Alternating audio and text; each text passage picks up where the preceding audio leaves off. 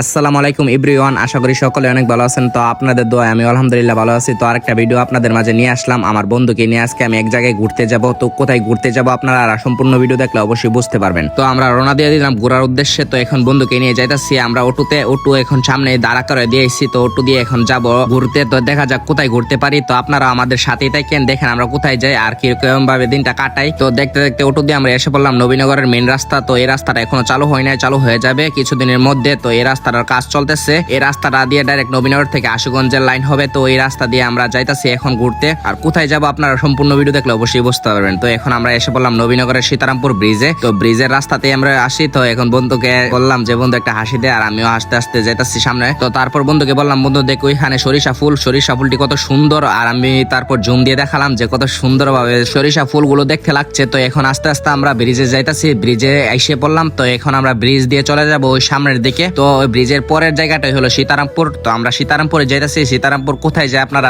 অবশ্যই পুরোটা ভিডিও দেখলে বুঝতে পারবেন। তো ব্রিজে আসে অনেক সুন্দর লাগতেছে, অনেক ভালো একটা ফিল পাইতাছি। আর চারিদিকের আবহাওয়া তো জাস্ট অসাম। তো এখন আমরা আস্তে আস্তে এই বলে সামনের দিকে আঁকা দিয়ে থাকলাম। আর আমি তো সামনের ক্যামেরাটা অন করে রাখলাম। তো অটো থেকে এখন ব্রিজের সামনে এসে নেমে গেলাম। তো ব্রিজ থেকে নেমে এখন আমরা হাঁটতেছি, হাঁটে হাঁটে আমরা চলে যাব আমাদের গন্তব্যস্থলে। তো এখন সিঁড়ি থেকে নামতাছি, ব্রিজের নিচে দিয়ে একটা সিঁড়ি গেছে। তো ওই সিঁড়ি দিয়ে এখন আমরা নামতাছি, নামতে নামতে কোথায় যাই আপনারা দেখেন। আর এখন আমরা হাঁটতেছি, হাঁটার মধ্যে অনেক সুন্দর ভিউ গুলা দেখানোর চেষ্টা করতেছি আপনাদের মাঝে। কত সুন্দর একটা ভিউ, আর ব্রিজের নিচে জায়গাটা তো জাস্ট অনেক সুন্দর। এই বলে আমি চারিদিকের ভিউ দেখানো শুরু করলাম আপনাদেরকে। আর এখন আমি সামনের ক্যামেরা চালু করে আমাকে দেখালাম। তো এখন হৃদয়ের সাথে কথা বলতে বলতে আমি সামনের দিকে আগাতে থাকলাম। আর সামনের দিকে আগাতে আগাতে আমি দেখালাম যে কত সুন্দর প্রাকৃতিক ভিউ। আর হৃদয় বলতেছে যে হৃদয়কে নাকি দেখতে পুরাই শাকিব খানের মতো লাগতেছে। তো তার জন্য আমিও হৃদয়ের সাথে কথা বলতে বলতে বলছিলাম হৃদয়কে যে তুই আসলে শাকিব খান, কারণ শাকিব খানের নতুন সিনেমা বরবাদের যে লুক শাকিব খানের নিয়ে আসতেছে, তো ওই বরবাদের লুকের মতোই তোরা লাগতেছে। কারণ বরবাদের লুকটার মধ্যে শাকিব খানকে সাইডের চুল ছোট করে সামনের চুল খাড়া করাতে দেখা যায়, তার মধ্যে তোকে এরকমই লাগতেছে।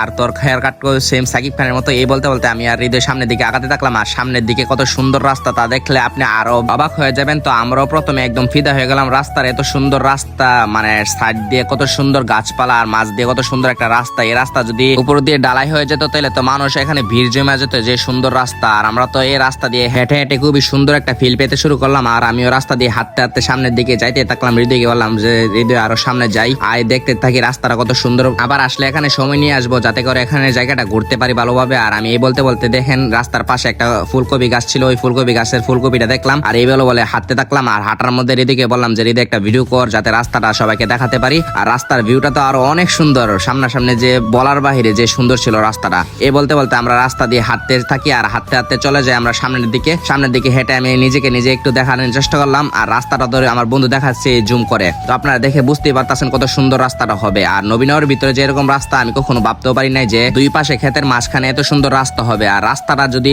আরেকটু সুন্দর হতো তাহলে তো মানুষ আরো জমতো। আর বিকাল টাইমে এখানে অনেক মানুষই ঘোরাঘুরি করে। আর আমরা আসছিলাম দুপুরের পরে, তার জন্য মানুষ ছিল না তো একটা। আর আমরা এসে এখানে ছবি টবি তুলি আর ভিডিও করি। আর মানুষ তো তারপর যখন আমরা বাড়ির উদ্দেশ্যে রওনা দিলাম তখন মানুষকে দেখতে পেলাম, অনেক মানুষ ছিল। আর আমরা হাঁটতে হাঁটতে রাস্তা দিয়ে এখন এসে বললাম ক্ষেতের মাঝখানে। তো ক্ষেতের ভিউটা আপনাকে দেখানোর চেষ্টা করলাম যে প্রাকৃতিক ভিউ কত সুন্দর আর মনোমুগ্ধকর ভিউ জানি নবীনগরে পাবো এরকম জায়গায় আমি কখনো ভাবতেও পারি নাই। তার জন্য এরকম জায়গায় এসে আমি অনেক আনন্দিত আর অনেক সুন্দরভাবে দিনটা কাটাইছি। আর বন্ধুকে নিয়ে এরকম জায়গাতে এসে আমি খুবই হ্যাপি। আর এই বলে বন্ধুকে বললাম যে বন্ধু ক্যামেরাটা ধর, আমি এরকম ভাবে ভিডিও করতে থাকি। আর আমিও এখন ক্যামেরা ধরে আমি এক ছোট ভাইকে জিজ্ঞেস করলাম যে তোমার বাসা কই, সে বললো যে তার বাসা এখানেই। আর এই বলতে বলতে আমরা চলে যাই তিতাস নদীর পারে। এখন আমরা হাঁটতেছি, হাঁটার পরে আমরা এই জায়গার মধ্যে কয়েকটা ছবি টবি তুলবো। আর ছবি তোলার পরে কয়েকটা ভিডিও করবো। আর আমি এখন দেখাচ্ছি গ্রামীণ খেতে চাষ করা ফুলকপি। আর ফুলকপি একদম ফরমালিন মুক্ত। আমি বন্ধুকে বললাম যে খেয়ে ফেল ফুলকপিটা, তোর শরীরে পুষ্টির অভাব পুষ্টি হয়ে যাবে। আর বন্ধু বললো যে বন্ধু কাঁচা খেতে পারবো না।